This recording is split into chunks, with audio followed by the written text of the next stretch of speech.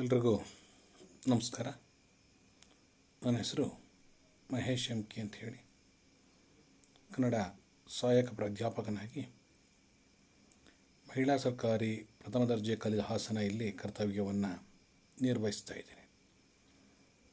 ನಾನಿವತ್ತು ಕನ್ನಡ ಸ್ನಾತಕೋತ್ತರ ಪದವಿಯ 4ನೆಯ ಚತುರ್ಮಾಸದಲ್ಲಿ ಪಾಶ್ಚಾತ್ಯ ಕಾವ್ಯಮೀಮಾಂಸೆ ಬರತಕ್ಕಂಥ ಲಾಂಜನೆಸನ ವಿಚಾರಧಾರೆಗಳನ್ನು ನಿಮ್ಮೊಟ್ಟಿಗೆ ಹಂಚಿಕೊಳ್ಳತಕ್ಕಂಥ ಒಂದು ಸಣ್ಣ ಪ್ರಯತ್ನವನ್ನು ಮಾಡ್ತಾ ಇದ್ದೇನೆ. ಮೈಸೂರು ವಿಶ್ವವಿದ್ಯಾನಿಲಯದಲ್ಲಿ ಐಚ್ಛಿಕ ಕನ್ನಡ BA 6ನೇ ಚತುರ್ಮಾಸದಲ್ಲಿಯೂ ಕೂಡ ಸಾಹಿತ್ಯ ವಿಮರ್ಶೆ ಅನ್ನತಕ್ಕಂಥ ಪಠ್ಯ ಇದೆ.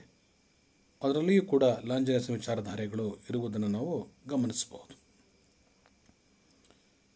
ಪಾಶ್ಚಾತ್ಯ ಸಾಹಿತ್ಯ ವಿಮರ್ಶೆಯಲ್ಲಿ ಅರಿಸ್ಟಾಟಲ್ ಮತ್ತು ಹೊರಸನಷ್ಟೇ ಪ್ರಮುಖವಾಗಿರತಕ್ಕಂಥ ಮತ್ತೊಂದು ಹೆಸರು ಅಂದರೆ ಅದು ಲಾಂಜನೆಸ್. ಈ ಮೂವರನ್ನು ವಿಮರ್ಶೆಯ ತ್ರಿರತ್ನಗಳು ಅಂತ ಹೇಳಿ ಕರೀತಾ ಇದ್ದೀವಿ. ಲಾಂಜನೆಸ್ಸನ ಕಾಲ, ಕೃತಿ ಎಲ್ಲವೂ ಕೂಡ ವಿವಾದಾಸ್ಪದವಾಗಿದ್ದಾವೆ.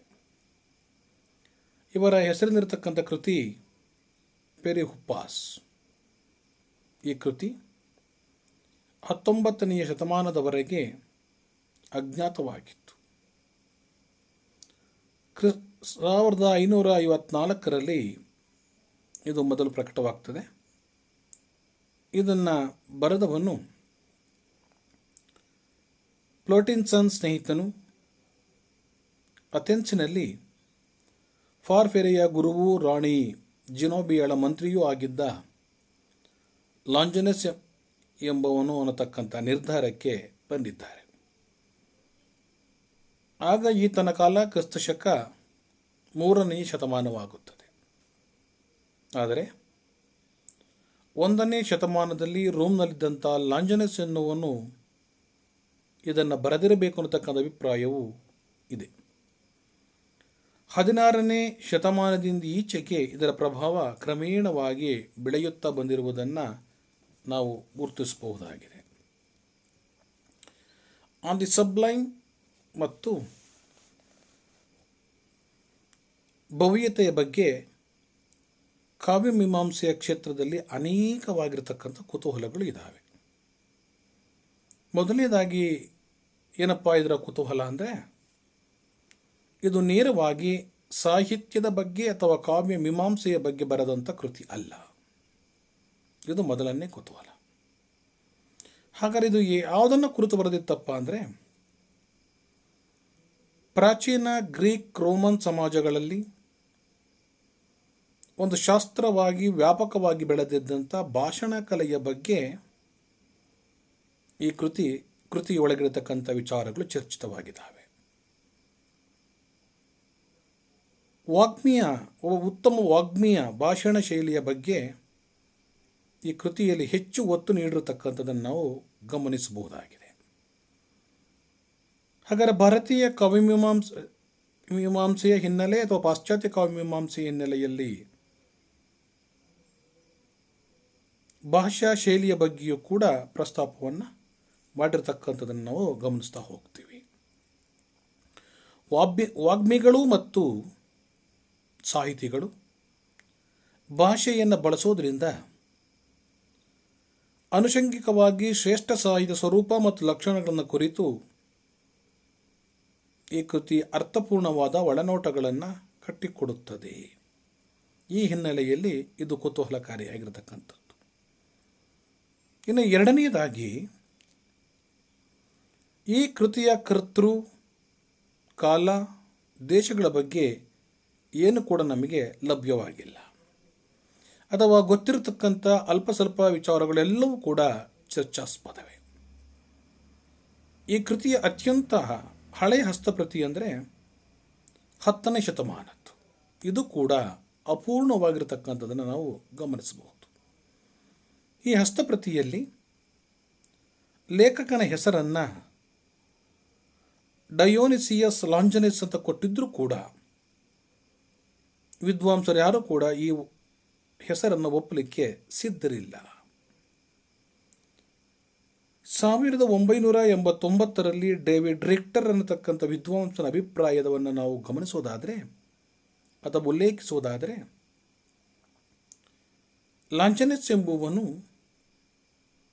ಗ್ರೀಕನಾದ, ಯಹೂದಿ ಅಥವಾ ಯಹೂದಿ ಸಂಬಂಧಗಳಿರತಕ್ಕಂಥ ಗ್ರೀಕ್ ಚಿಂತಕ ಅನ್ನತಕ್ಕಂತಹ ಮಾತನ್ನು ಆತ ಉಲ್ಲೇಖಿಸ್ತಾನೆ. ಯಾಕೆ ಈ ಮಾತನ್ನು ಆತ ಉಲ್ಲೇಖಿಸ್ತಾನೆ ಅಂದರೆ, ಭವ್ಯತೆಯ ಶೈಲಿಗೆ ಆತ ಕೊಡುವ ನಿದರ್ಶನಗಳಿಗೆ ಲಾಂಜನೆಸ್ ಬೈಬಲಿನ ಓಲ್ಡ್ ಟೆಸ್ಟ್ಮೆಂಟ್ ಭಾಗದ ಆರಂಭಿಕ ಸಾಲುಗಳನ್ನು ನಿದರ್ಶನಾತ್ಮಕವಾಗಿ ಕೊಡ್ತಾ ಇರಲಿಲ್ಲ. ಒಂದು ವೇಳೆ ಆತ ಯಹೂದಿ ಅಥವಾ ಯಹೂದಿ ಸಂಪರ್ಕ ಅಥವಾ ಸಂಬಂಧಗಳಿರುವ ಗ್ರೀಕ್ ಚಿಂತಕನಾಗದೇ ಹೋಗಿದ್ರೆ ಅನ್ನತಕ್ಕಂಥದ್ದು ಈತನ ವಾದ. ಈ ಕೃತಿಯ ಮೂಲ ಗ್ರೀಕ್ ಹೆಸರು ಪೆರಿಹಿಪ್ಸೋಸ್. ತನ್ನ ಮಿತ್ರನು ಶಿಷ್ಯನೂ ಆಗಿದ್ದ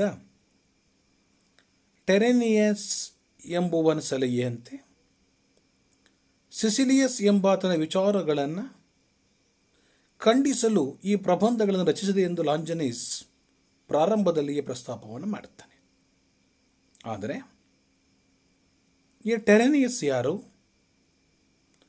ಅಥವಾ ಸಿಸಿಲಿಯಸ್ ಬರೆದಂಥ ಗ್ರಂಥದ ಬಗ್ಗೆ ಆಗಲಿ ಏನು ಕೂಡ ನಮಗೆ ತಿಳಿದು ಬಂದಿಲ್ಲ.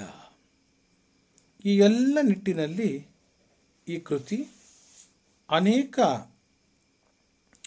ವಿಷಯಗಳಲ್ಲಿ ಕುತೂಹಲಕಾರಿಯಾಗಿರತಕ್ಕಂಥದ್ದನ್ನು ನಾವು ಗಮನಿಸಬಹುದು. ಗ್ರೀಕ್ ಭಾಷೆಯತಕ್ಕಂತಹ ಆತನ ಕೃತಿ ಆನ್ ದಿ ಸಬ್ಲೈಮ್, ಇದನ್ನು ಪೆರಿ ಹುಪಾಸ್ ಅಂತ ಹೇಳಿ ಕರೀತಾ ಹೋಗ್ತೀವಿ.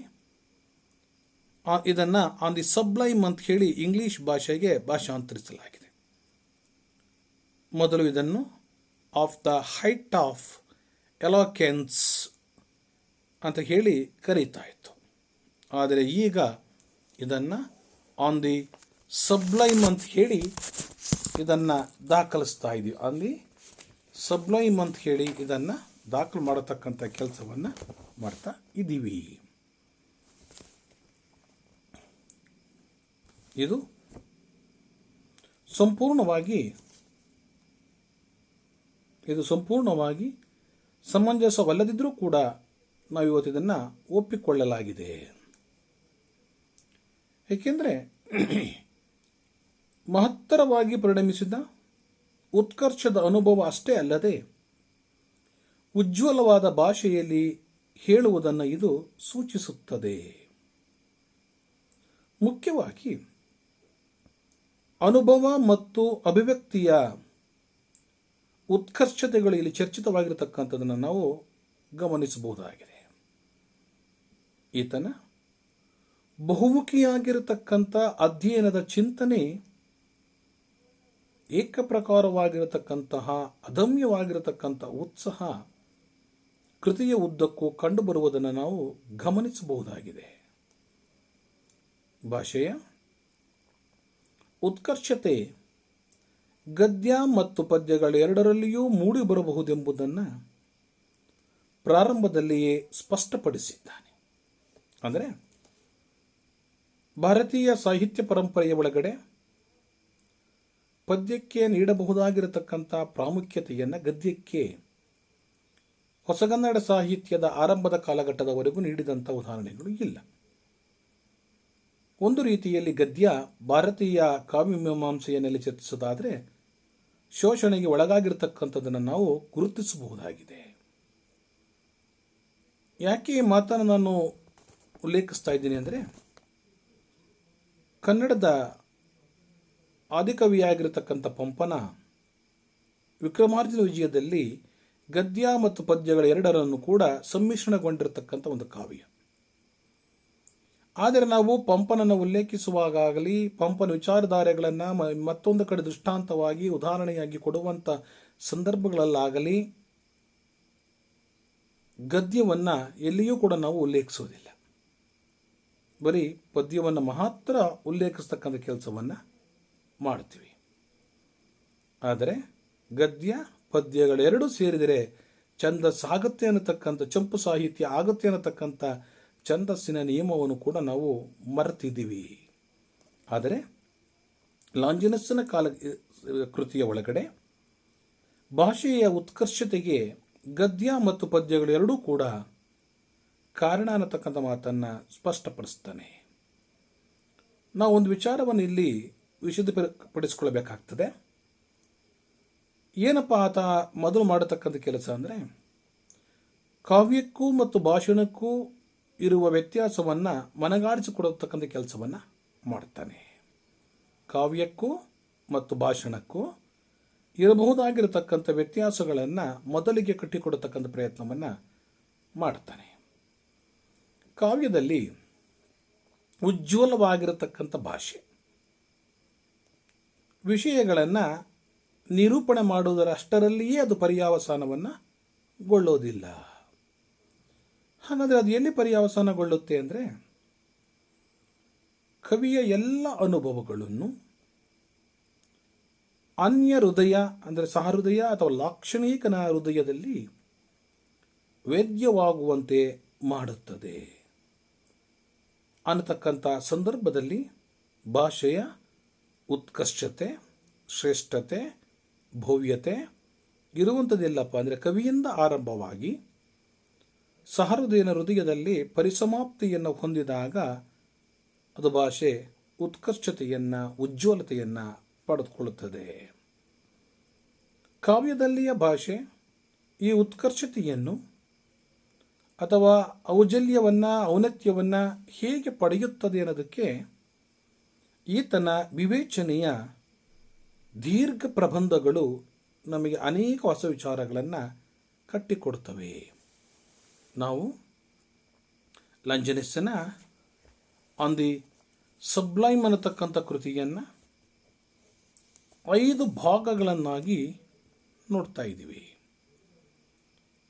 ನಮಗೆ ಸಿಕ್ಕಿರತಕ್ಕಂತಹ ಆನ್ ದಿ ಸಬ್ಲೈಮ್ ಅನ್ನತಕ್ಕಂಥ ಕೃತಿ ಒಂದು ಅಪೂರ್ಣವಾಗಿರತಕ್ಕಂಥ ಕೃತಿ.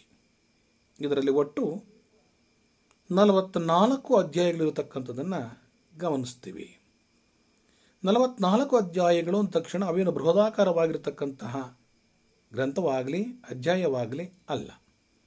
ಕೆಲವು ಅಧ್ಯಾಯಗಳು ಒಂದೊಂದು ಪ್ಯಾರಾದಷ್ಟು ಚಿಕ್ಕದಾಗಿವೆ. ಮೊದಲೆರಡಿನ ಅಧ್ಯಾಯಗಳಲ್ಲಿ ಭವ್ಯತೆಯ ವ್ಯಾಖ್ಯಾನವನ್ನು ಮಾಡ್ತಾರೆ. 4 ರಿಂದ 7 ಅಧ್ಯಾಯಗಳಲ್ಲಿ ಭವ್ಯತೆಗೆ ಕುಂದು ತರತಕ್ಕಂಥ ದೋಷಗಳು ಮತ್ತು ತಪ್ಪುಗಳ ಚರ್ಚೆಯನ್ನು ಮಾಡ್ತಾರೆ. 8ನೇ ಅಧ್ಯಾಯದಲ್ಲಿ ಪ್ರಬಂಧದ ಉಳಿದ ಭಾಗಗಳ ರೂಪರೇಷೆಯನ್ನು ಸಿದ್ಧಪಡಿಸ್ಕೊಳ್ತಾರೆ. ಅಂದರೆ ಆರಂಭದ 8 ಅಧ್ಯಾಯಗಳು ಮುಖ್ಯ ವಿಷಯದ ಪೂರ್ವ ಪೀಠಿಕೆ ಅಂತ ಹೇಳಿ ನಾವು ಭಾವಿಸಬಹುದು. ಅದನ್ನು ಲಾಂಜನಸ್ ಭವ್ಯತೆಯನ್ನು 5 ಮೂಲಗಳಾಗಿ ವಿವರವಾಗಿ ಚರ್ಚಿಸತಕ್ಕಂಥದ್ದನ್ನು ನಾವು ಕಾಣಬಹುದು. ಯಾವುದಪ್ಪ 5 ಮೂಲಗಳು ಅಂದರೆ, ಉನ್ನತ ವಿಚಾರಗಳು, ಎರಡನೆಯದು ತೀವ್ರವಾದಂತಹ ಭಾವನೆಗಳು, ಆದರೆ ಇದನ್ನು ಚರ್ಚಿಸಿದ ಹಾಗೆ ನಮಗೆ ಕಾಣಿಸೋದಿಲ್ಲ. ಇನ್ನು 3ನೆಯ ಮೂಲ ಯಾವುದಪ್ಪ ಅಂದರೆ ಅರ್ಥಾಲಂಕಾರ ಮತ್ತು ಶಬ್ದಾಲಂಕಾರಗಳು. 4ನೆಯದು ಉನ್ನತ ಪದವಿನ್ಯಾಸ. ಇನ್ನು 5ನೆಯದು ಈ ಎಲ್ಲ ಅಂಶಗಳ ಭವ್ಯ ಸಂಯೋಜನೆ. ಈಗಾಗಲೇ ನಾವು ಪ್ರಸ್ತಾಪ ಮಾಡಿರುವ ಹಾಗೆ ಆನ್ ದಿ ಸಬ್ಲೈಮ್ ಕೃತಿ ಅಪೂರ್ಣವಾಗಿದೆ ಅಂತಕ್ಕಂಥ ಮಾತನ್ನು ಹೇಳಿದ್ವಿ. ಆದರೆ ಕೊನೆಯ ಅಧ್ಯಾಯದಲ್ಲಿ ಸಮಕಾಲೀನ ಸಮಾಜದಲ್ಲಿ ಭಾಷಣ ಕಲೆ ಕ್ಷೀಣಿಸುತ್ತಿರುವುದಕ್ಕೆ ಕಾರಣಗಳನ್ನು ಸೂಚಿಸತಕ್ಕಂತಹ ಕೆಲಸವನ್ನು ಮಾಡ್ತಾರೆ. ಈಗ ನಾವು ಅರಿಸ್ಟಾಟಲನ ವಿಚಾರಧಾರೆಗಳನ್ನು, ಹೊರೆಸನ ಚಿಂತನೆಗಳನ್ನು ಆಲೋಚಿಸಿದ ಹಾಗೆ ಲಾಂಜನಸ್ಸನ ವಿಚಾರಗಳನ್ನು ಕೂಡ ನಾವು ಆತನ 5 ಮೂಲಗಳನ್ನು ಒಂದೊಂದಾಗಿ ಚರ್ಚಿಸತಕ್ಕಂಥ ಪ್ರಯತ್ನವನ್ನು ಮಾಡೋಣ. ಕಾವ್ಯ ಸ್ವರೂಪವನ್ನು ಕುರಿತು ಆತನ ವ್ಯಾಪಕ ದೃಷ್ಟಿಗೆ 5 ಮೂಲಗಳು ಸಾಕ್ಷಿಯಾಗಿದ್ದಾವೆ.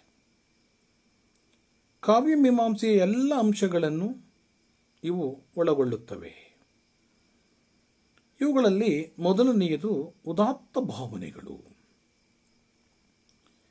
ಅಂದರೆ ಉದಾತ್ತ ಭಾವನೆಗಳಿಂದ ಪ್ರೇರಿತವಾಗಿ ಒಂದು ಬಗೆಯ ಅಂತರ್ದೃಷ್ಟಿಯನ್ನು ಪಡೆಯುವ ಶಕ್ತಿ, ಅಂದರೆ ಮುಖ್ಯವಾಗಿ ಇದು ಚಿಂತನೆಯ ಮತ್ತು ಪ್ರತಿಭೆಯ ಅಂಶಗಳನ್ನು ಒಳಗೊಳ್ಳುತ್ತದೆ.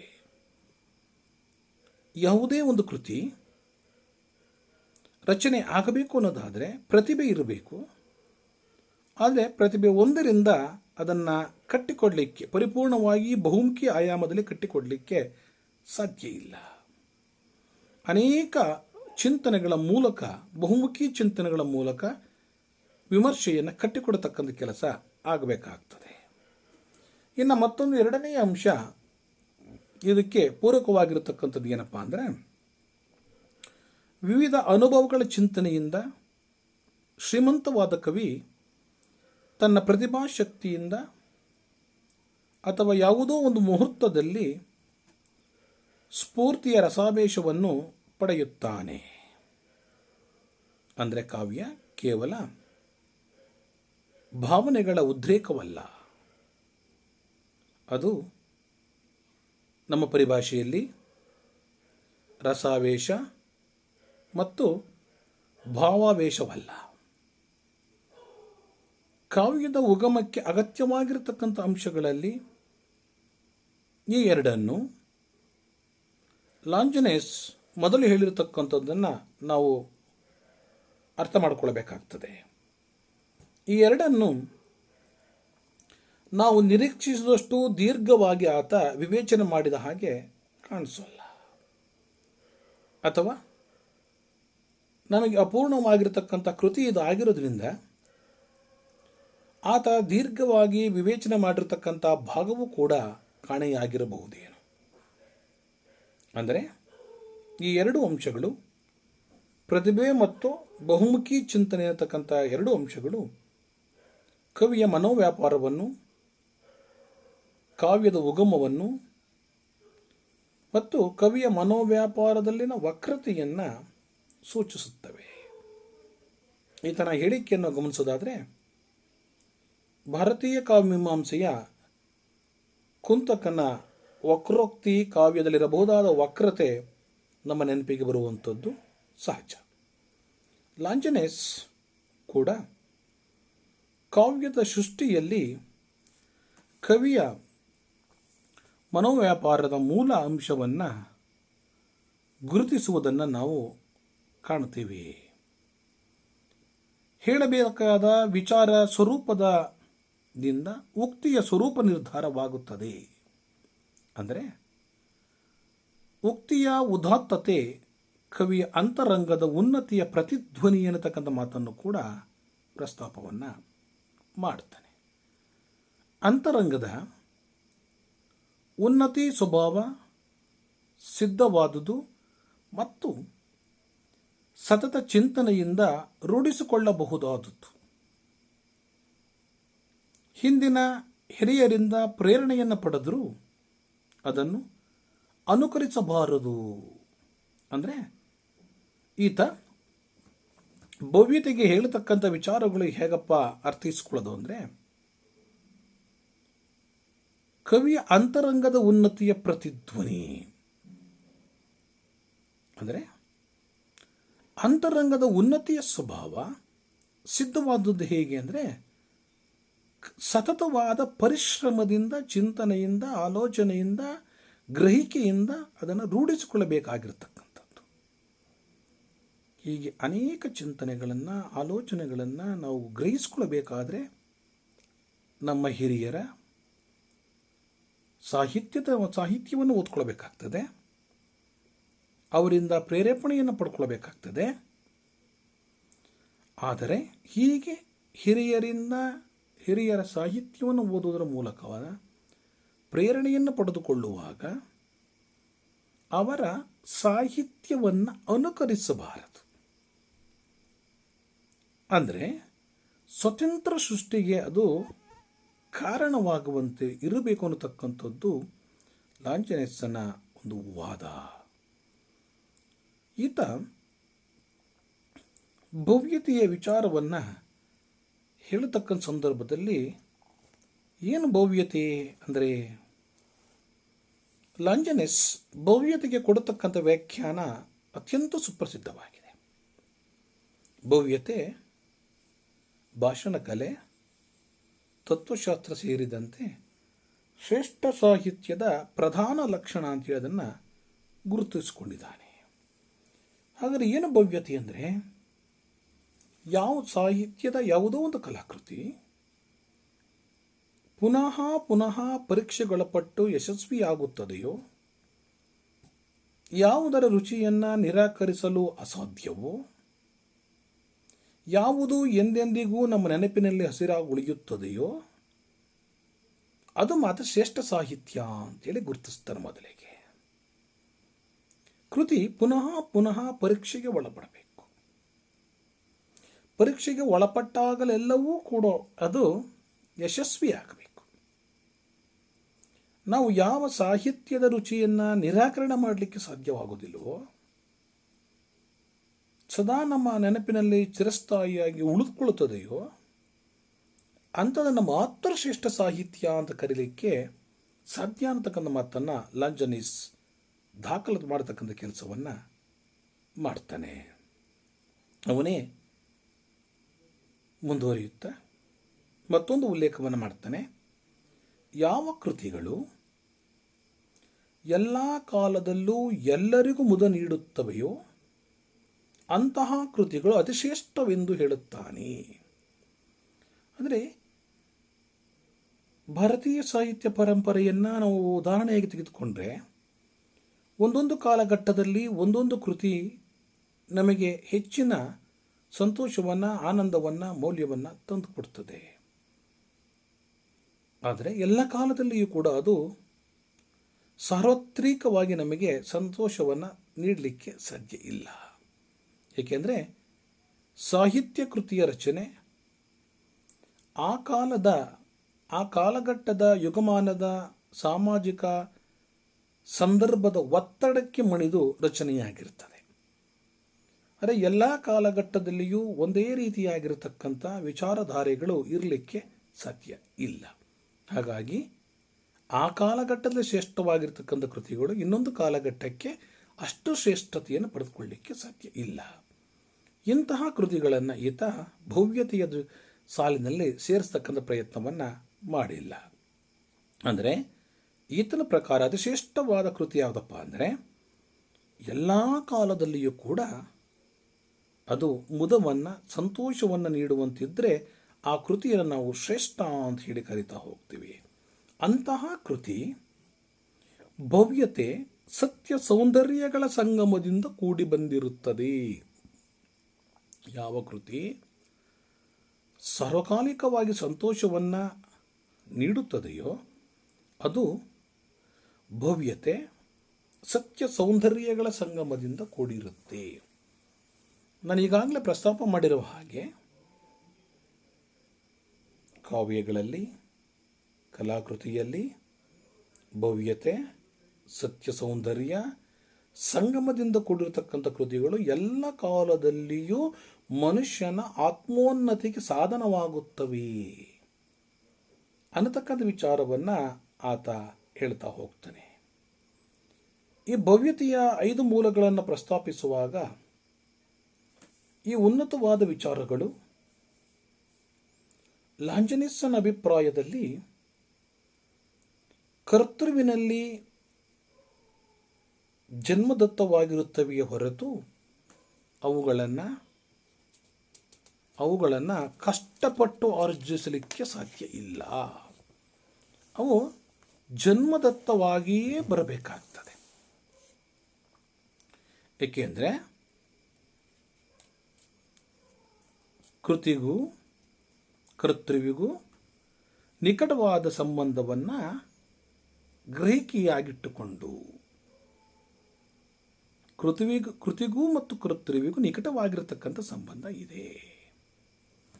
ಈ ಹಿನ್ನೆಲೆಯಲ್ಲಿ ಆತ ಕೊಡತಕ್ಕಂಥ ಮಾತುಗಳು ಏನಪ್ಪ ಅಂದರೆ, ಭವ್ಯತೆ ಉನ್ನತ ಮನಸ್ಸಿನ ಪ್ರತಿಧ್ವನಿ ಅಂತ ಹೇಳಿ ಆತ ಘೋಷಣೆಯನ್ನು ಮಾಡುತ್ತಾನೆ. ಭವ್ಯತೆ ಶ್ರೇಷ್ಠವಾದ ಉದಾತ್ತವಾದ ಚಿಂತನೆಗಳ ಯಾರ ಮನಸ್ಸಲ್ಲಿ ಇರ್ತದೆಯೋ ಅದರ ಪ್ರತಿಧ್ವನಿಯೇ ಇದು ಅನ್ನತಕ್ಕಂಥ ವಿಚಾರವನ್ನು ಕೂಡ ಆತ ಪ್ರಸ್ತಾಪವನ್ನು ಮಾಡ್ತಾನೆ. ಆದ್ದರಿಂದ ಸಾಹಿತ್ಯದ ಒಳಗಡೆ ಒಂದು ಮೇರು ಕೃತಿಯನ್ನು ರಚನೆ ಮಾಡತಕ್ಕಂಥವನು, ಉದ್ದೇಶವುಳ್ಳತಕ್ಕಂಥ ಕರ್ತೃ ಹೀನ ಮತ್ತು ಕ್ಷುಲ್ಲಕವಾದ ವಿಚಾರಗಳಿಂದ ದೂರ ಇರಬೇಕು ಅನ್ನತಕ್ಕಂಥದ್ದನ್ನು ಕೂಡ ಆತ ನಮ್ಮಲ್ಲಿ ಕೃತಿಯ ಒಳಗಡೆ ಪ್ರಸ್ತಾಪ ಮಾಡಿರ್ತಕ್ಕಂಥದ್ದನ್ನು ನಾವು ಕಾಣ್ತಾ ಹೋಗ್ತದೆ. ಅಂದರೆ ಭವ್ಯತೆ ಅನ್ನತಕ್ಕಂಥದ್ದನ್ನು ಆತ ಉನ್ನತ ಮನಸ್ಸಿನ ಪ್ರತಿಧ್ವನಿ ಅನ್ನತಕ್ಕಂಥ ಮಾತನ್ನು ಪ್ರತಿಪಾದಿಸ ಒಂದು ಗಟ್ಟಿ ನೆಲೆಯಲ್ಲಿ ನಿಂತು ಸಮರ್ಥನೆಯನ್ನು ಮಾಡಿಕೊಳ್ತಾ ಇರತಕ್ಕಂಥದ್ದನ್ನು ನಾವು ಗಮನಿಸಬಹುದು. ಮುಂದೆ ಅಭಿವ್ಯಕ್ತಿಗೆ ಸಂಬಂಧಪಟ್ಟ ಹಾಗೆ ಅಲಂಕಾರಗಳ ನಿರ್ಮಾಣ, ಉದಾತ್ತವಾದ ಲಯ, ಗಂಭೀರವಾದ ಮತ್ತು ಉತ್ಕರ್ಷವಾದ ರಚನೆ ಇವು ಕಾವ್ಯದ ರೂಪಾಂಶಗಳನ್ನು ಕುರಿತಿದೆ. ಅಂದರೆ ಅಲಂಕಾರ ಮತ್ತು ರೀತಿಗಳು ಎರಡರಲ್ಲಿಯೂ ಕೂಡ ಇವು ಸಮಾವೇಶಗೊಳ್ಳುತ್ತವೆ. ಇವುಗಳನ್ನು ನಿಯಂತ್ರಿಸುವ ಶಕ್ತಿ ಕವಿಯ ರಸಾವೇಶ ಎಂಬುದನ್ನು ಮೊದಲ 2 ಅಂಶಗಳಲ್ಲಿ ಈತ ಸೂಚಿಸ್ತಕ್ಕಂಥ ಕೆಲಸವನ್ನು ಮಾಡ್ತಾನೆ. ಈ ಅಂಶಗಳು ವಿವೇಚನೆ ಈ ಕೃತಿಯ ವಿನ್ಯಾಸದಲ್ಲಿ ಕಾಣಬರಬಹುದಾಗಿರತಕ್ಕಂಥ ಒಂದು ವೈಶಿಷ್ಟ್ಯವಾಗಿರತಕ್ಕಂಥದ್ದನ್ನು ಕೂಡ ನಾವು ಗಮನಿಸ್ತೇವೆ. ಒಂದು ಕಡೆಯಲ್ಲಿ ಕಾವ್ಯದ ವಸ್ತು ಕಂಟೆಂಟ್, ಇನ್ನೊಂದು ಕಡೆ ಅದರ ಒಂದು ಫಾರ್ಮ್ ಅಂದರೆ ರೂಪ. ಇವೆರಡನ್ನು ಒಟ್ಟಾಗಿ ನೋಡತಕ್ಕಂಥದ್ದು ಕವಿ ಪ್ರತಿಭೆ, ದ ಜೀನಿಯಸ್ ಆಫ್ ದಿ ಪಾಯೆಟ್. ಇವುಗಳ ವಿವೇಚನೆ ಕಾವ್ಯ ಮೀಮಾಂಸೆಯಲ್ಲಿ ಇವತ್ತು ಅನಿವಾರ್ಯವಾಗಿದೆ. ಯಾಕೆ ಅನಿವಾರ್ಯವಾಗಿದೆ ಅಂತಕ್ಕಂಥ ಮಾತನ್ನು ಪ್ರಸ್ತಾಪಿಸ್ತಾನೆ ಲಾಂಜನಸ್ ಅಂದರೆ, ಕವಿಯಲ್ಲಿ ಸಹಜವಾಗಿರತಕ್ಕಂಥ ವಿಶಿಷ್ಟವಾದ ಶಕ್ತಿಯನ್ನು ಕಡೆಗಣಿಸುವಂತಿಲ್ಲ.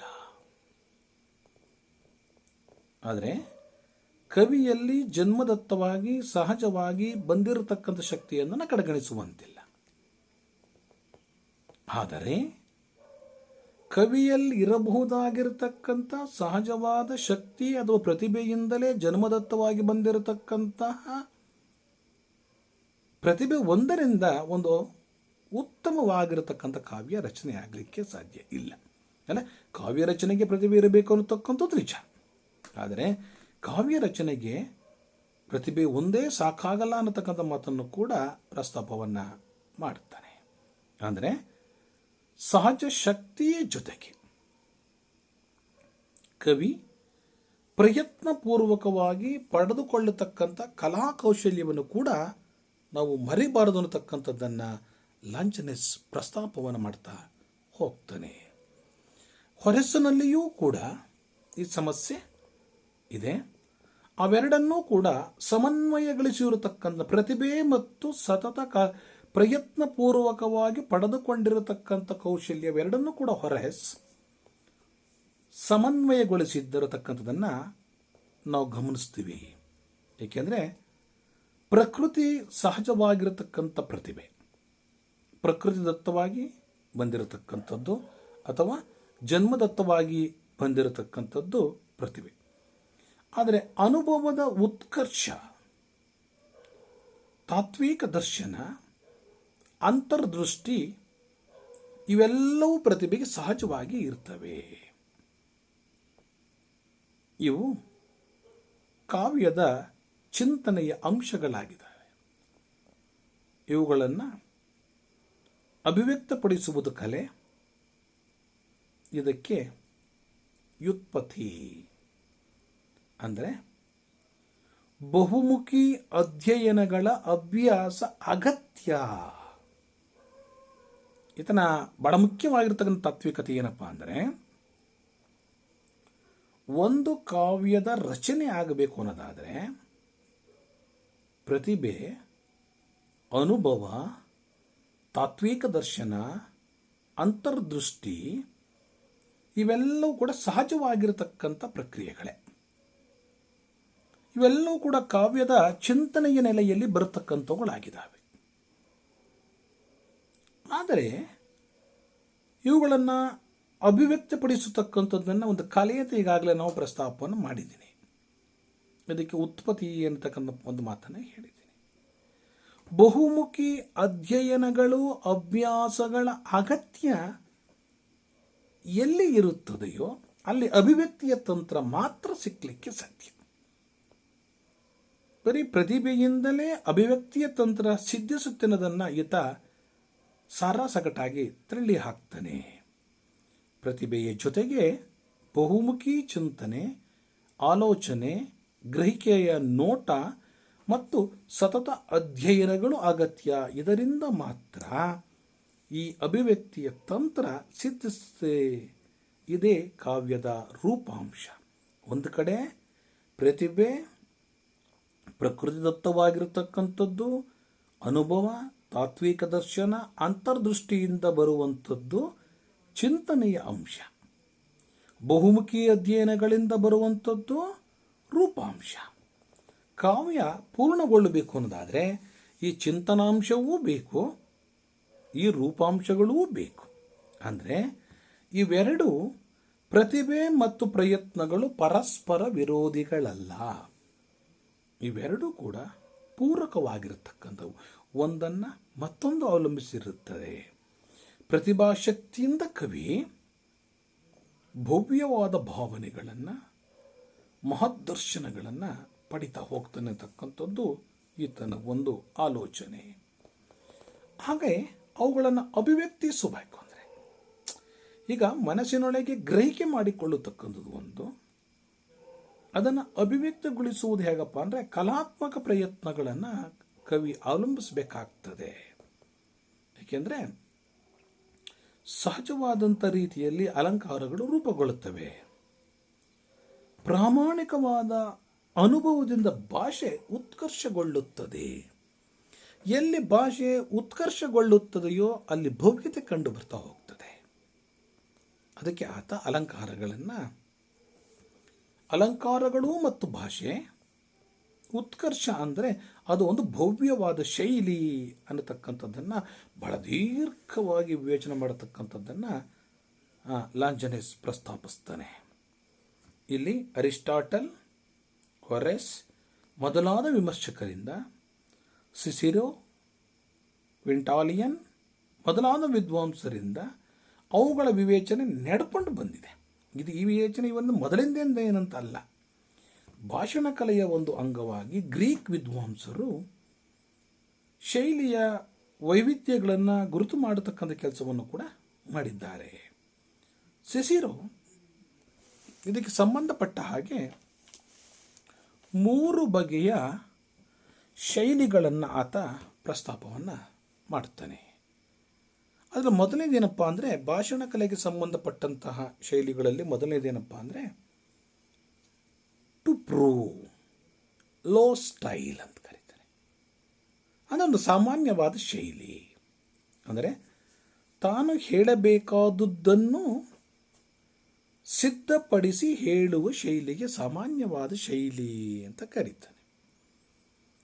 ಇನ್ನು ಎರಡನೇದು ಟು ಪ್ಲೀಸ್, ಮಿಡಲ್ ಸ್ಟೈಲ್ ಅಂತ ಇದನ್ನು ಕರೀತಾನೆ. ಹೇಳಬೇಕಾಗಿರ್ತಕ್ಕಂಥದ್ದನ್ನು ಸಂತೋಷಗೊಳಿಸುವಂತೆ ಹೇಳುವ ಶೈಲಿಗೆ ಮಿಡಲ್ ಅಥವಾ ಮಧ್ಯಮ ಶೈಲಿ ಅಂತೇಳಿ ಸಿಸಿರೋ ದಾಖಲು ಮಾಡ್ತಾ ಹೋಗ್ತಾನೆ. ಇನ್ನು ಮೂರನೆಯದು ಟು ಮೂವ್ ಆರ್ ಪರ್ಸ್ಯೂಡ್ ಅಂತ ಹೇಳಿ ಇದನ್ನು ಕರೀತಾ ಹೋಗ್ತಾನೆ. ಅಂದರೆ ಹೇಳಬೇಕಾದದ್ದನ್ನು ಪರಿಣಾಮಕಾರಿಯಾಗಿ ಇನ್ನೊಬ್ಬರ ಮನವನ್ನು ಮುಟ್ಟುವಂತೆ ಹೇಳುವ ಶೈಲಿ. ಇದು ಸಶಕ್ತವಾದ ಉದಾತ್ತವಾಗಿರತಕ್ಕಂಥ ಶೈಲಿ ಅಂತ ಹೇಳಿ ಸಿಸಿರೋ ಭಾಷಣ ಕಲೆಗೆ ಸಂಬಂಧಪಟ್ಟ ಹಾಗೆ 3 ಶೈಲಿಗಳನ್ನು ನಿದರ್ಶನಾತ್ಮಕವಾಗಿ ಕೊಡತಕ್ಕಂಥ ಕೆಲಸವನ್ನು ಮಾಡೋದನ್ನು ನಾವು ಗಮನಿಸಬಹುದು.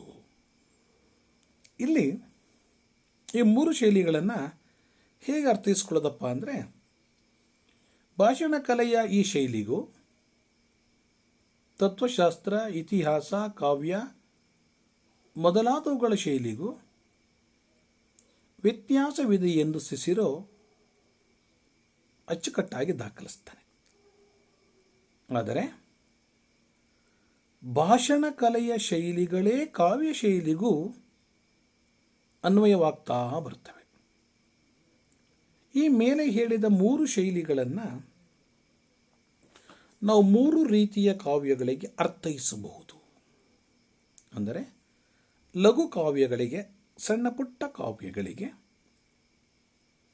ಸಾಮಾನ್ಯ ಶೈಲಿಯನ್ನು, ವರ್ಜಿಲನ್ನ ಚಾರ್ಜಿಕ್ಸ್ ಮಾದರಿಯ ಕಾವ್ಯಗಳಿಗೆ ಮಧ್ಯಮ ಶೈಲಿಯನ್ನು, ಮಹಾಕಾವ್ಯಗಳಿಗೆ ಉದಾತ್ತವಾದಂತಹ ಸಶಕ್ತವಾದಂಥ ಶೈಲಿ ಉತ್ತಮವಾದವು ಅಂತ ಹೇಳಿ ನಾವು ಇದನ್ನು ದಾಖಲಿಸಿಕೊಳ್ಳಬಹುದಾಗಿದೆ. ಶೈಲಿಗೆ ಉನ್ನತಿಯನ್ನು ಒದಗಿಸಬಲ್ಲಂತಹ ಅಂಶಗಳಲ್ಲಿ ಅಲಂಕಾರಗಳಿಗೆ ಈತನ ಮೂರನೆಯ ಒಂದು ಭಾಗ. ಅಲಂಕಾರಗಳಿಗೆ ಹೆಚ್ಚಿನ ಪ್ರಾಧಾನ್ಯತೆಯನ್ನು ಲಾಂಛನೆ ಕೊಟ್ಟಿರುವ ಹಾಗೆ ಕಾಣಿಸುತ್ತೆ ಮತ್ತು ಅವುಗಳನ್ನು ದೀರ್ಘವಾಗಿ ಈತ ವಿವೇಚಿಸಿದ್ದಾನೆ. ಕಾವ್ಯದಲ್ಲಿ ಅಲಂಕಾರಗಳು ಸಹಜವಾಗಿ ಮೂಡಿಬರಬೇಕು. ಈಗ ಬಲವಂತವಾಗಿ ಪ್ರಯತ್ನಪೂರ್ವಕವಾಗಿ ಅಲಂಕಾರಗಳನ್ನು ತರತಕ್ಕಂಥ ಹುಂಬ ಪ್ರಯತ್ನವನ್ನು ಮಾಡಬಾರದು. ಏಕೆಂದರೆ ಸಾಹಿತ್ಯ ಅನ್ನತಕ್ಕಂಥದ್ದು ಕೃತಕವಾಗಿ ಕಟ್ಟಿಕೊಂಡಂಥ ಒಂದು ಉಪಕರಣ ಆಗಲಿಕ್ಕೆ ಅದು ಸಾಧ್ಯ ಇಲ್ಲ. ಹೇಗಿರಬೇಕು ಅಲಂಕಾರಗಳು ಅಂದರೆ, ಅಭಿವ್ಯಕ್ತಿಯ ಅನಿವಾರ್ಯ ಮಾಧ್ಯಮಗಳಾಗಿ ಮೂಡಿಬರಬೇಕು. ಏಕೆಂದರೆ ಕವಿ ಬಳಸಬಹುದಾಗಿರತಕ್ಕಂಥ ಉಕ್ತಿ ವೈಚಿತ್ರ ಚಮತ್ಕಾರವಾಗಿ ಬರಬೇಕು ಅಂದರೆ ಅಲಂಕಾರಗಳು ಬೇಕು. ಇದನ್ನು ಭಾಮಹನು ಕೂಡ ಭಾರತೀಯ ಕಾವ್ಯಮೀಮಾಂಸೆಯ ನೆಲೆಯಲ್ಲಿ ದಾಖಲಿಸ್ತಾನೆ. ಉಕ್ತಿ ವೈಚಿತ್ರವನ್ನು ಅಲಂಕಾರ ಅಂತ ಕರೀತಾನೆ. ಅಂದರೆ ಕವಿ ಬಳಸಬಹುದಾದ ಈ ಉಕ್ತಿ ವೈಚಿತ್ರವನ್ನು, ಅಪೂರ್ವವಾಗಿರತಕ್ಕಂಥ ಸೊಬಗನ್ನು ಇವು ತಂದು ಕೊಡ್ತದೆ ಅಂತ ಹೇಳಿ ಆತ ಹೇಳುವ ಮಾತುಗಳು ನಮ್ಮ ಅಲಂಕಾರ ಸಿದ್ಧಾಂತದ ಚರ್ಚೆಯನ್ನು ನೆನಪಿಗೆ ತಂದುಕೊಡುತ್ತವೆ. ಆದರೆ ಭಾರತೀಯ ಅಲಂಕಾರಿಕರಿಗೂ ಪಾಶ್ಚಾತ್ಯ ವಿಮರ್ಶಕರಿಗೂ ಒಂದು ಸಣ್ಣ ವ್ಯತ್ಯಾಸ ಇದೆ. ಏನಪ್ಪ ಅದು ಸಣ್ಣ ವ್ಯತ್ಯಾಸ ಅಂದರೆ, ಪಾಶ್ಚಾತ್ಯರು ವಿವಿಧ ಅಲಂಕಾರಗಳನ್ನು ಪ್ರಸ್ತಾಪ ಮಾಡತಕ್ಕಂಥ ಕೆಲಸವನ್ನು ಮಾಡ್ತಾರೆ. ಆದರೆ ಭಾರತೀಯರು ಅಲಂಕಾರಗಳ ಪಟ್ಟಿಯನ್ನು ಮಾಡತಕ್ಕಂಥ ಕೆಲಸವನ್ನು ಮಾಡ್ತಾ ಹೋಗ್ತೀವಿ. ಆದರೆ ಪಾಶ್ಚಾತ್ಯರು ಏನು ಮಾಡ್ತಾರೆ ಅಂದರೆ, ಅವುಗಳನ್ನು ಪಟ್ಟಿ ಮಾಡುವುದಕ್ಕೆ ತೊಡಗದೆ ಅವುಗಳ ಮೂಲಭೂತವಾದ ಉದ್ದೇಶ ಮತ್ತು ಪ್ರಯೋಜನಗಳನ್ನು ಉದಾಹರಣೆಯೊಂದಿಗೆ ವಿವರಿಸ್ತಕ್ಕಂಥ ಕೆಲಸವನ್ನು ಮಾಡ್ತಾರೆ. ಇದೇ ಕೆಲಸವನ್ನು ಲಾಂಜನೆಸ್ ಕೂಡ ಮಾಡಿದ್ದಾನೆ. ಹಾಗಾದರೆ ಅಲಂಕಾರಗಳ ಬಹಳ ಮುಖ್ಯವಾಗಿರ್ತಕ್ಕಂಥ ಉದ್ದೇಶ ಅಂದರೆ ಏನು? ಭಾವೋದ್ದೀಪನ. ಅಂದರೆ ಕವಿಯ ಅನುಭವಗಳನ್ನು ಓದುಗನಲ್ಲಿ ಉದ್ದೀಪನಗೊಳಿಸುವಂಥ, ಅಂದರೆ ಕವಿಯಲ್ಲಿ ಬಂದಂತಹ ಅನುಭವಗಳು ಏನಿದ್ದಾವೆ, ಈ ಅನುಭವಗಳನ್ನು ಓದುಗನಲ್ಲಿ ಉದ್ದೀಪನಗೊಳಿಸ್ತಕ್ಕಂಥ ಕೆಲಸ ಆಗ್ತದೆ. ಒಂದು ಅರ್ಥದಲ್ಲಿ ಇದು ಬುದ್ಧಿಪೂರ್ವಕವಾಗಿ ನಡೆಯುವ ಕ್ರಿಯೆಯಾದರೂ ಕೃತಕತೆಯ ಸೋಂಕಿಲ್ಲದೆ ಸಹಜವಾಗಿ ಹೊಮ್ಮಿ ಬಂದದ್ದು ಎನ್ನುವಂತಿರಬೇಕು ಅಲ್ವಾ? ಇದು ಬುದ್ಧಿಪೂರ್ವಕ. ಈಗ ಎಲ್ಲ ಅಲಂಕಾರಗಳನ್ನು ತರಲಿಕ್ಕೆ ಸಾಧ್ಯ ಇಲ್ಲ. ಇದು ಬುದ್ಧಿಪೂರ್ವಕವಾಗಿ ನಡೆಯತಕ್ಕಂಥ ಒಂದು ಜಾಗೃತಾವಸ್ಥೆ ನಡೆಯತಕ್ಕಂಥ ಕೆಲಸ. ಆದರೆ ಹೀಗೆ ಬರತಕ್ಕಂಥ ಕ್ರಿಯೆ ಯಾವುದೇ ಕಾರಣಕ್ಕೂ ಆರ್ಟಿಫಿಷಿಯಲ್ ಅಂತ ಹೇಳಿ ಅನಿಸ್ಕೊಳ್ಬಾರ್ದು. ಸಹಜವಾಗಿ ಬರಬೇಕು. ಯಾಕೆಂದರೆ ಎಷ್ಟೋ ಸಮಯ ಕಾವ್ಯಕ್ಕಿಂತ ಅಲಂಕಾರಗಳೇ ಹೆಚ್ಚಿರ್ತದೆ. ಏಕೆಂದರೆ ಅದು ಕಾವ್ಯದ ಸಹಜತೆಯನ್ನು, ಭವ್ಯತೆಯನ್ನು ಬಹಳ ದೂರ ತಳ್ಳಿಬಿಡುತ್ತೆ. ಆದರೆ ಅಲಂಕಾರಗಳು ಕಾವ್ಯದ ಒಂದು ಭಾಗವಾಗಿ ಸಹಜವಾಗಿ ಯಾವುದೇ ಕೃತಕ ಅಂತ ಅನ್ನಿಸಿಕೊಳ್ಳದ ಹಾಗೆ ಬರಬೇಕು. ಆಗ ಮಾತ್ರ ಕವಿಯ ಉದ್ದೇಶಿತವಾಗಿರ್ತಕ್ಕಂಥ ಗುರಿ ಏನಿತ್ತು ಅದನ್ನು ಮುಟ್ಲಿಕ್ಕೆ ಸಾಧ್ಯ. ಅಂದರೆ ಅಲಂಕಾರಗಳು ಸಹಜ ಸ್ವರೂಪದಿಂದ ಚರ್ಚಿತವಾಗಬೇಕು ಅನ್ನತಕ್ಕಂಥದ್ದನ್ನು ಆತ ಪ್ರಸ್ತಾಪವನ್ನು ಮಾಡ್ತಾನೆ. ಜೊತೆಗೆ ಮುಂದುವರೆದ ಹಾಗೆ, ಹಾಗಾದರೆ ಅಲಂಕಾರಗಳ ಬಳಕೆಯಿಂದಲೇ ಶೈಲಿಯ ಔನ್ನತ್ಯವನ್ನು ನಿರ್ಧಾರ ಮಾಡಲಿಕ್ಕೆ ಸಾಧ್ಯವಾಗಲ್ಲ ಅನ್ನತಕ್ಕಂಥದ್ದನ್ನು ಕೂಡ ಈತ ಮನಗಂಡಿದ್ದ. ಏಕೆಂದರೆ ಪದ ಪ್ರಯೋಗವೇ ಶೈಲಿಯ ಜೀವಾಳ. ಪದವನ್ನು ಹೇಗೆ ನಾವು ಬಳಕೆಯನ್ನು ಮಾಡ್ಕೊಳ್ತೀವಿ, ಹೇಗೆ ನಾವು ಅದನ್ನು ಉಚ್ಚರಿಸ್ತೀವಿ ಅನ್ನತಕ್ಕಂಥದ್ದೇ ಅದರ ಬಹಳ ಮುಖ್ಯವಾಗಿರತಕ್ಕಂಥ, ಅದರ ಅಂದರೆ ಶೈಲಿಯ ಬಹಳ ಮುಖ್ಯವಾಗಿರತಕ್ಕಂಥ ಒಂದು ತಾತ್ವಿಕತೆ. ಪರಿಣಾಮಕಾರಿಯಾಗಿರತಕ್ಕಂಥ ಒಂದು ಶೈಲಿ ನಮಗೆ ಸಿದ್ಧಿಸಬೇಕು ಅನ್ನೋದಾದರೆ ತೀರ ಸಾಮಾನ್ಯವಾದ ಪದಗಳೊಡನೆ ವಿಶಿಷ್ಟವಾದ ಪದಗಳನ್ನು ಕೂಡ ಸಂದರ್ಭಕ್ಕನುಗುಣವಾಗಿ ಹೊಂದಿಕೊಂಡು ಬರಬೇಕು. ಏಕೆಂದರೆ ಭವ್ಯತೆ ಅನ್ನತಕ್ಕಂಥದ್ದು ವಿಶಿಷ್ಟವಾದ ಪದಗಳ ಚಿಂತನೆಯ ಕ್ರಾಂತಿ ಅಂತ ಹೇಳಿ ಈಗಾಗಲೇ ಪ್ರಸ್ತಾಪವನ್ನು ಮಾಡಿಕೊಂಡಿದ್ವಿ. ಆದರೆ ಪರಿಣಾಮಕಾರಿಯಾಗಿರ್ತಕ್ಕಂಥ ಶೈಲಿ ಸಿದ್ಧಿಸಬೇಕಾದರೆ ಬರೀ ವಿಶಿಷ್ಟವಾದ ಪದಗಳು ಒಂದರಿಂದಲೇ ಅದು ಸಾಧ್ಯ ಆಗುತ್ತೆ ಅನ್ನತಕ್ಕಂಥದ್ದು ಇದೆಯಲ್ಲ, ಅದು ಸುಳ್ಳು. ವಿಶಿಷ್ಟವಾದ ಪದಗಳು ಮತ್ತು ಸಾಮಾನ್ಯವಾದ ಪದಗಳು ಎರಡೂ ಕೂಡ ಸೇರ್ಕೊಳ್ಬೇಕಾಗ್ತದೆ. ಏಕೆಂದರೆ ಪ್ರತಿಯೊಂದು ಪದಕ್ಕೊಂದು ಶಕ್ತಿ ಇದೆ, ಒಂದು ಮೂಲವಿದೆ. ಅದನ್ನು ನಾವೆಲ್ಲರೂ ಕೂಡ ಕಂಡುಕೊಳ್ಳತಕ್ಕಂಥ ಪ್ರಯತ್ನವನ್ನು ಮಾಡಬೇಕಾಗ್ತದೆ. ಪದಗಳು ಕಿವಿಗೆ ಇಂಪಾದರೆ ಸಾಕಾಗೋದಿಲ್ಲ. ಕಿವಿಗೆ ಎಷ್ಟೋ ಶಬ್ದಗಳು ಕೇಳಲಿಕ್ಕೆ ಬಹಳ ಮಾಧುರ್ಯತೆಯಿಂದ ಕೂಡಿರ್ತವೆ. ಬರೀ ಶಬ್ದಗಳಿಗೆ ಮಾಧುರ್ಯತೆ ಹೊಂದಿದ್ರೆ ಸಾಕಾಗಲಿಕ್ಕೆ ಸಾಧ್ಯ ಇಲ್ಲ. ಹಾಗಾದರೆ ಏನಿರಬೇಕು? ಆ ಶಬ್ದ ಶಕ್ತಿಯ ಜೊತೆಗೆ ಅದು ಅರ್ಥಶಕ್ತಿಯನ್ನು ಹೊಂದಿರಬೇಕು. ಶಬ್ದ ಶಕ್ತಿಯ ಜೊತೆಗೆ ಅದು ಅರ್ಥಶಕ್ತಿಯನ್ನು ಹೊಂದಿರಬೇಕು. ನಾವು ಭಾರತೀಯ ಸಂದರ್ಭದಲ್ಲಿ ಜನನ ಯಶೋಧರ ಚರಿತೆಯನ್ನು ಬರತಕ್ಕಂಥ ಒಂದು ಪದವನ್ನು ಶಬ್ದ ಮತ್ತು ಅರ್ಥಶಕ್ತಿ ಹೇಗಿದೆ ಅನ್ನತಕ್ಕಂಥದ್ದನ್ನು ಒಂದು ಸಣ್ಣ ವ್ಯಾಖ್ಯಾನವನ್ನು ಮಾಡತಕ್ಕಂಥ ಕೆಲಸ ಮಾಡ್ತೀನಿ. ಅಮೃತಮತಿ ಅಷ್ಟವಂಕರ ಪ್ರಣಯಾಂಕುರಕ್ಕೆ ಮುನ್ನ ಅಷ್ಟವಂಕ ಹಾಡುವ ಸಂದರ್ಭದಲ್ಲಿ ಕವಿ ನುಂದನಿ ಅನ್ನತಕ್ಕಂಥ ಒಂದು ಶಬ್ದವನ್ನು ಬಳಸಿದ್ದಾರೆ. ಆದರೆ ಇದೇ ಶಬ್ದವನ್ನು ವಾದಿರಾಜ ರಕ್ತಕಂಠ ಅನ್ನತಕ್ಕಂಥ ಪದದಿಂದ ಬಳಕೆಯನ್ನು ಮಾಡಿಕೊಂಡಿದ್ದಾರೆ. ಆದರೆ ರಕ್ತಕಂಠ ಅನ್ನತಕ್ಕಂಥದ್ದು ರಕ್ತ ಭಯಾನಕತೆಯನ್ನು ಪ್ರತಿಬಿಂಬಿಸುತ್ತೆ. ಆದರೆ ಜನ್ನ ನುಣ್ದನಿ ಅನ್ನತಕ್ಕಂಥ ಪದವನ್ನು ಬಳಸಿ ಅವನಿಗೆಂತೂ ಅತಿ ಹೆಚ್ಚು ಸೋಪಜ್ಞತೆಯನ್ನು ಮೆರೆದಿದ್ದಾನೆ. ಒಂದು ಕಡೆ ಹಿತವಾದ ಧ್ವನಿಯಂತಲೂ ಕೂಡ ಗ್ರಹಿಕೆಯನ್ನು ಮಾಡ್ಕೊಳ್ತೀವಿ. ಅದರ ಅರ್ಥ ಹೇಗಿದೆಯಪ್ಪ ಅಂದರೆ ಮುಂದೆ ನಡೆಯಲ್ಪಡಬಹುದಾಗಿರತಕ್ಕಂಥ ಅನೇಕ ಘಟನೆಗಳಿಗೆ ಅದು ಬೀಜಾಂಕುರವಾಗುತ್ತೆ.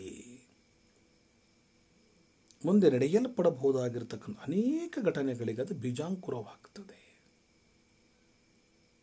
ಅದಕ್ಕೆ ಒಂದು ಶಬ್ದಕ್ಕೆ ಶಬ್ದ ಮತ್ತು ಅರ್ಥಗಳ ಎರಡನ್ನೂ ಸೃಜಿಸತಕ್ಕಂಥ ಶಕ್ತಿ ಇರ್ತಾ ಹೋಗಬೇಕು. ಏಕೆಂದರೆ ಸಹಜ ಶಕ್ತಿಯ ಬೆಳಕಿನಲ್ಲಿ ಕವಿಯ ಆಲೋಚನೆಗಳನ್ನು ಎತ್ತಿ ತೋರಿಸುವ ಸಾಮರ್ಥ್ಯವನ್ನು ಶಬ್ದ ಮತ್ತು ಅರ್ಥಗಳು ಪಡ್ಕೊಂಡಿರ್ತವೆ ಎಂದು ಹೇಳುವಲ್ಲಿ ಭಾರತೀಯ ಕಾವ್ಯ ಮೀಮಾಂಸೆಯಲ್ಲಿ ಶಬ್ದಾರ್ಥ ಸಹಿತವು ಕಾವ್ಯಂ ಅನ್ನತಕ್ಕಂತಹ ಭಾಮಹನ ಹೇಳಿಕೆಯನ್ನು ನಾವಿಲ್ಲಿ ಉಲ್ಲೇಖಿಸಬಹುದು.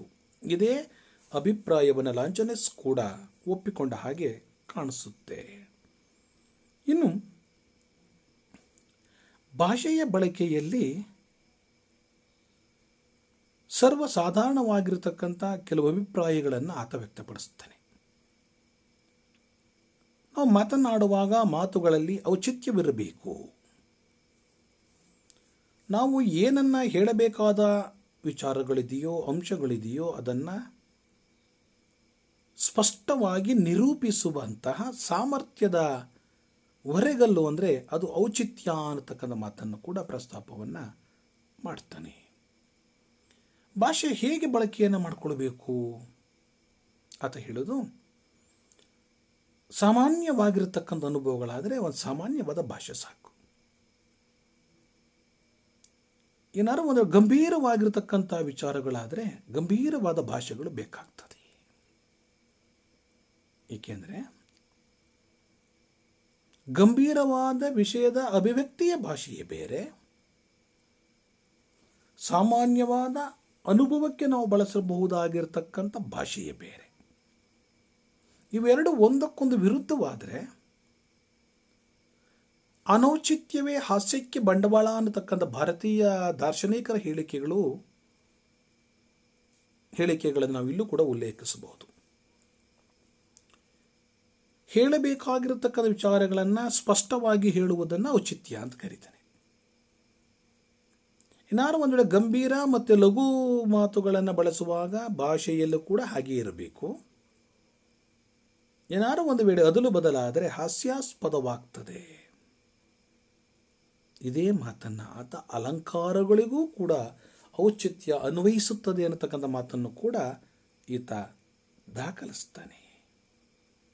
ಅಂದರೆ ಅನುಭವದ ತೀವ್ರತೆ, ಸಂದರ್ಭದ ಅಗತ್ಯಗಳು, ಈ ಥರದನ್ನು ರೂಪಕಾದಿ ಅಲಂಕಾರಗಳು ಕಾವ್ಯ ನಿರ್ಮಾಣವನ್ನು ನಿಯಂತ್ರಿಸುತ್ತವೆ. ಅದಲ್ಲದೆ ಯಾಂತ್ರಿಕವಾದ ಪದಗಳ ಬಳಕೆಯನ್ನು ಮತ್ತು ಅಲಂಕಾರಗಳನ್ನು, ಭಾಷೆಯನ್ನು ಈತ ಖಂಡಿಸ್ತಾನೆ. ಹೀಗೆ ಪದಗಳ ಆಯ್ಕೆ ಮತ್ತು ಸಂಯೋಜನೆಯಲ್ಲಿ ಒಂದು ಸಮತೂಕತೆಯನ್ನು, ಸಮಚಿತ್ತತೆಯನ್ನು ಈತ ಪಡೆದುಕೊಳ್ಳುತ್ತಾನೆ. ಏಕೆಂದರೆ ಇವೆರಡೂ ಕೂಡ ಪದಗಳ ಆಯ್ಕೆ ಮತ್ತು ಸಂಯೋಜನೆ ಇವೆರಡೂ ಕೂಡ ಅನ್ಯೋನ್ಯತೆಯಿಂದ, ಸಾಮರಸ್ಯತೆಯಿಂದ ಕೂಡಿದ್ದರೆ ಓದುಗನಲ್ಲಿ ಸಂತೋಷವನ್ನು ಉಂಟು ಮಾಡ್ತವೆ.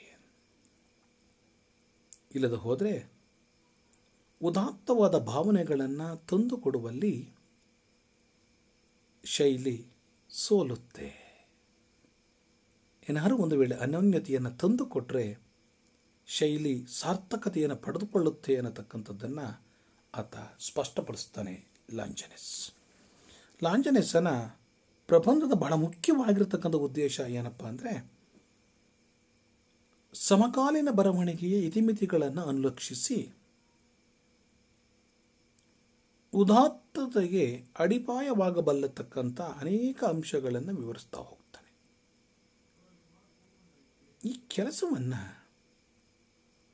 ಈತನಿಗಿಂತ ಮೊದಲು ಕೆಲವರು ಕೈಗೊಂಡಿದ್ದರು. ಆದರೆ ಅವ್ರಿಗೂ ಇವರಿಗೂ ಏನಪ್ಪ ವ್ಯತ್ಯಾಸ ಅಂದರೆ ಅವರು ಸಾಂಪ್ರದಾಯಿಕ ಮಾರ್ಗದಲ್ಲಿ ನಡೆಯತಕ್ಕಂಥ ಕೆಲಸವನ್ನು ಮಾಡ್ತಾರೆ. ಆದರೆ ಲಾಂಜನೆಸ್ ಸಮಸ್ಯೆಯನ್ನು ಇಡಿಯಾಗಿ ಗ್ರಹಿಸಿ ತನ್ನ ವೈಚಾರಿಕವಾದ ಪ್ರಜ್ಞೆಯನ್ನು ಅದರ ಮೇಲೆ ಹರಿಬಿಡುತ್ತಾನೆ. ಶೈಲಿಯ ಕೇಂದ್ರ ಬಿಂದುವನ್ನು ಮೊದಲು ಗುರುತಿಸ್ತಕ್ಕಂಥ ಕೆಲಸ ಮಾಡ್ತಾನೆ. ಅದರ ಸುತ್ತ ತನ್ನ ವಿಚಾರದ ಜಾಲವನ್ನು ಹರಿಗಿ ಬಿಡತಕ್ಕಂಥ ಕೆಲಸವನ್ನು ಮಾಡ್ತಾನೆ. ಇಲ್ಲಿ ನಾವು ಗಮನಿಸಬೇಕಾಗಿರತಕ್ಕಂಥ ಮತ್ತೊಂದು ವಿಚಾರ ಏನಪ್ಪ ಅಂದರೆ ಉದಾತ್ತವಾದ ಉಕ್ತಿಯ ಮೂಲವನ್ನು ಕವಿಯ ವ್ಯಕ್ತಿತ್ವದಲ್ಲಿ ಆತ ಗುರುತು ಮಾಡತಕ್ಕಂಥ ಕೆಲಸವನ್ನು ಮಾಡುತ್ತಾನೆ. ಕವಿಯ ಆತ್ಮಶಕ್ತಿಯ ಫಲವಾಗಿ ಶೈಲಿ ಮೂಡಿಬರುತ್ತದೆ. ಅವನ ವ್ಯಕ್ತಿತ್ವದ ಎಲ್ಲ ಅಂಶಗಳು ಒಂದು ಕಡೆ ಸೇರಿಕೊಂಡು ಏಕಮುಖವಾಗಿ ದುಡಿದು ಚದುರಿದ ಚಿಂತನೆಗಳಾಗದೆ ಕೇಂದ್ರೀಕೃತವಾದ ಚಿಂತನೆಗಳಾಗಿ ಕಾವ್ಯದಲ್ಲಿ ನುಡಿಯ ರೂಪವನ್ನು ಪಡೆದುಕೊಳ್ಳುತ್ತವೆ. ಇಂತಹ ವ್ಯಕ್ತಿತ್ವದ ಸತ್ವವನ್ನು ಪಡೆದಿರುವುದರಿಂದಲೇ ಓದುಗರನ್ನು ಕಾವ್ಯ ನೇರವಾಗಿ ಮುಟ್ಟತಕ್ಕಂಥ ಕೆಲಸ ಮಾಡುತ್ತದೆ. ಶೈಲಿಯ ವಿಚಾರದಲ್ಲಿ ವ್ಯಕ್ತಿತ್ವಕ್ಕೆ ಮಾನ್ಯತೆಯನ್ನು ಗುರುತಿಸುವ ಅಡಿಪಾಯವನ್ನು ಹಾಕಿದವರಲ್ಲಿ ಲಾಂಜನೆಸ್ ಮೊದಲನೆಯನ್ನಾಗ್ತಾನೆ. ಹೀಗೆ ಕವಿಯ ಭಾವನೆಗಳಿಗೆ ಮತ್ತು ವ್ಯಕ್ತಿತ್ವಕ್ಕೆ ಪ್ರಾಧಾನ್ಯತೆಯನ್ನು ಕೊಟ್ಟರೂ ಕೂಡ ಸಾಹಿತ್ಯ ರಚನೆ ಆಗಬೇಕು ಅಂದರೂ ಸಾಹಿತ್ಯದ ತಂತ್ರ ಸಿದ್ಧಿಸಬೇಕು ಅನ್ನೋದಾದರೆ ಸತತವಾದ ಸಾಧನೆಯಿಂದ ರೂಢಿಸಿಕೊಳ್ಳಬೇಕಾದ ಬರವಣಿಗೆಯ ತಂತ್ರವನ್ನು ಆತ ಎಲ್ಲಿಯೂ ಕೂಡ ನಿರಾಕರಣೆ ಮಾಡೋದಿಲ್ಲ. ಶೈಲಿಯ ವ್ಯಕ್ತಿತ್ವಕ್ಕೆ ಪ್ರಾಧಾನ್ಯತೆಯನ್ನು ಅಡಿಪಾಯವನ್ನು ಹಾಕಿಕೊಟ್ಟರೂ ಕೂಡ ಲಾಂಜನೆಸ್ ಬರವಣಿಗೆಯ ತಂತ್ರಕ್ಕೆ ಬೇಕಾಗಿರತಕ್ಕಂಥ ಸತತ ಸಾಧನೆಯ ಪರಿಶ್ರಮವನ್ನು ಆತ ಎಲ್ಲಿಯೂ ಕೂಡ ನಿರಾಕರಣೆ ಮಾಡೋದಿಲ್ಲ, ತಿರಸ್ಕರಿಸೋದಿಲ್ಲ. ಅದು ಅತ್ಯಗತ್ಯ ಅನ್ನತಕ್ಕಂಥ ಮಾತನ್ನೇ ಆತ ಒಪ್ಪಿಕೊಳ್ತಾನೆ. ತಾನು ವ್ಯಕ್ತಪಡಿಸ್ತಾ ಇರತಕ್ಕಂಥ ಅಭಿವ್ಯಕ್ತಿ ಏನಿದೆ ಅದು ಕಲಾತ್ಮಕವಾದ ಹಿನ್ನೆಲೆಯಿಂದೇ ಮೂಡಿಬಂದಿರಬೇಕು. ಅದನ್ನು ಪಾರಿಭಾಷಿಕ ಜ್ಞಾನ ಪ್ರಯೋಗದ ಪರಿಣಿತಿಗಳೂ ಅವಶ್ಯಕವಾಗಿ ತಂತ್ರಗಾರಿಕೆಯಲ್ಲಿ ಬೇಕು ಅನ್ನತಕ್ಕಂಥ ಮಾತನ್ನು ಕೂಡ ಪ್ರಸ್ತಾಪವನ್ನು ಮಾಡ್ತಾನೆ. ಆದರೆ ಕೇವಲ ಪಾರಿಭಾಷಿಕ ಶಬ್ದಗಳಿಂದಲೇ ಎಲ್ಲವನ್ನ ಸಾಧನೆ ಮಾಡಿದ ಹಾಗೆಯೂ ಕೂಡ ನಮ್ಗೆ ಅನಿಸೋದಿಲ್ಲ. ಈ ಪಾರಿಭಾಷಿಕ ಶಬ್ದಗಳಿಗೆ ನಿಯಮಗಳಿಗೆ ಜೀವಂತಿಕೆಯನ್ನು ನೀಡುವುದು ಕವಿಯ ಜಾಗೃತವಾಗಿರತಕ್ಕಂಥ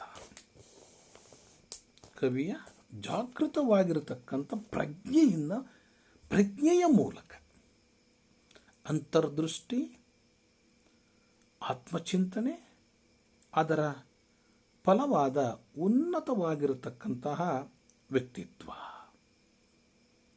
ಈತನ ಪ್ರಬಂಧದ ಉದ್ದಕ್ಕೂ ನಾವು ಈ ಅಂಶ ಓತಪ್ರೇತವಾಗಿ ಪುನಃ ಬರ್ತಾ ಇರತಕ್ಕಂಥದ್ದನ್ನು ನಾವು ಗಮನಿಸಬಹುದು.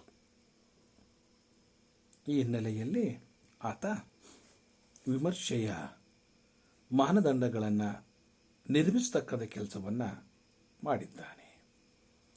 ಇದರಿಂದ ಅವನ ಪ್ರಬಂಧದ ವ್ಯಾಪ್ತಿ ವಿಸ್ತೃತವಾಗ್ತಾ ಹೋಗ್ತದೆ. ಕಾವ್ಯದ ಸೃಷ್ಟಿಯಂತೆಯೇ ವಿಮರ್ಶೆಯೂ ಕೂಡ.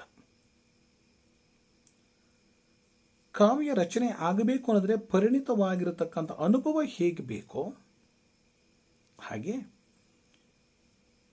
ವಿಮರ್ಶೆಯನ್ನು ಮಾಡಲಿಕ್ಕೂ ಕೂಡ ಪರಿಣಿತವಾದ ಅನುಭವದಿಂದ ಮಾತ್ರ ಸಾಧ್ಯ ಅನ್ನತಕ್ಕಂಥ ಎಚ್ಚರದ ಮಾತನ್ನು ಹೇಳತಕ್ಕಂಥ ಕೆಲಸವನ್ನು ಮಾಡ್ತಾನೆ. ದೇಶ ಕಾಲಾತೀತಗಳಿಗೆ ಆನಂದವನ್ನು ಕೊಡುವಂಥದ್ದು ಕಾವ್ಯದ ಕೆಲಸ. ಅದನ್ನು ಭಾಷೆಗಳ ಮೂಲಕ ಸಹೃದಯ ಮನಸ್ಸುಗಳಿಗೆ ಮುಟ್ಟಿಸ್ತಾನೆ. ಎಂದೆಂದಿಗೂ ಅಳತಾಗದ ಈ ಅನುಭವವನ್ನು ಒಂದು ಕೃತಿ ಎಷ್ಟರ ಮಟ್ಟಿಗೆ ತಂದು ಕೊಡುತ್ತದೆ ಎನ್ನತಕ್ಕಂಥ ವಿಚಾರವನ್ನು ಕೃತಿಯ ಶ್ರೇಷ್ಠತೆಯನ್ನು ಹೊರಗಲ್ಲಿಗೆ ಹಚ್ಚುವ ಮಾನದಂಡ ಯಾವುದಪ್ಪ ಅಂದರೆ ವಿಮರ್ಶೆಯ ಮೂಲ ತತ್ವ ಅನ್ನತಕ್ಕಂತಹ ಮಾತನ್ನು ಲಾಂಜನೆಸ್ ಪ್ರತಿಪಾದಿಸ್ತಾನೆ. ಈ ಹಿನ್ನೆಲೆಯಲ್ಲಿ ಆ ಕಾಲದ ಅನೇಕ ಕೃತಿಗಳನ್ನು ವಿಮರ್ಶೆ ಮಾಡಿರ್ತಕ್ಕಂಥದ್ದನ್ನು ಕೂಡ ನಾವು ಗಮನಿಸಬಹುದಾಗಿರತಕ್ಕಂಥದ್ದು. ಆತನ ಮಹೋನ್ನತಿ ಅಥವಾ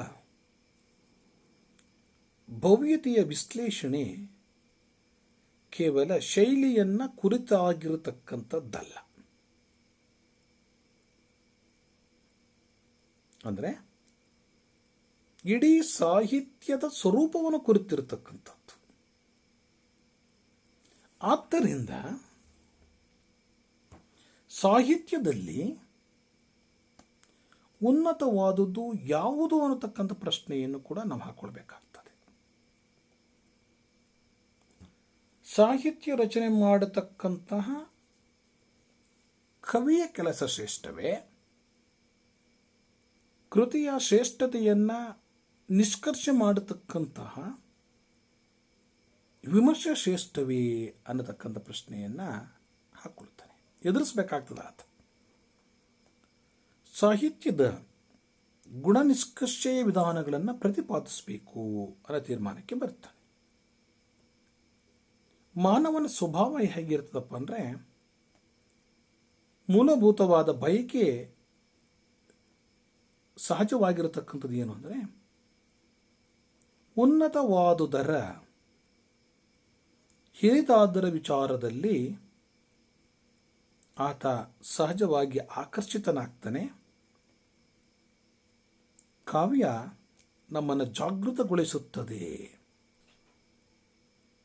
ಸಾಮಾನ್ಯನ ಜೀವನ ಮಟ್ಟದಿಂದ ಮನಸ್ಸನ್ನು ಮೇಲೆತ್ತಿ ರಾಗ ದ್ವೇಷಗಳಿಂದ ವಿಮುಕ್ತವಾದಂತಹ ಔನ್ನತ್ಯವನ್ನು ತಂದುಕೊಡುವ ಅದ್ಭುತವಾಗಿರತಕ್ಕಂಥ ಅನುಭವದ ಅಭಿವ್ಯಕ್ತಿ ಸಾಹಿತ್ಯದಲ್ಲಿ ಮಹೋನ್ನತವಾದದ್ದು, ಶ್ರೇಷ್ಠವಾದದ್ದು ಅನ್ನತಕ್ಕಂಥ ಮಾತನ್ನು ಪ್ರಸ್ತಾಪಿಸ್ತಾನೆ. ಇದನ್ನು ಅನುಕಂಪದ ಮೂಲಕ ಅನುಭವ ಗೋಚರವಾಗುವಂತೆ ಮಾಡುವುದು ಕವಿಯ ಹಿರಿಮೆ. ಇದನ್ನು ಆನಂದದ ಮೂಲಕ ಅನುಭವ ಗೋಚರವಾಗುವಂತೆ ಮಾಡುವುದು ಕವಿಯ ಹಿರಿಮೆ ಎಂದು ಹೇಳಿದ ಮಾತು ದೇಶ ಕಾಲಗಳಿಗೆ ಅತೀತವಾಗಿ ಸತ್ಯಗಳಾಗಿ ಪರಿಣಮಿಸಿವೆ. ಇನ್ನು ಆತನ ಕೊನೆಯ ಅಧ್ಯಾಯ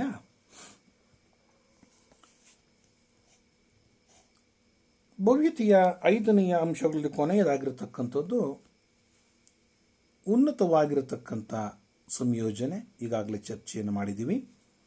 ಉನ್ನತವಾದ ಸಂಯೋಜನೆ ಇರಬೇಕು ಅಂದರೆ ಒಂದು ಕೃತಿ ಸಾವಯವ ಸಂಬಂಧವನ್ನು ಹೊಂದಿದ್ದರೆ ಸಾಕಾಗೋದಿಲ್ಲ. ಅದು ಸಾವಯವ ಸಂಬಂಧವನ್ನು ಹೊಂದಿರುವುದರ ಜೊತೆಗೆ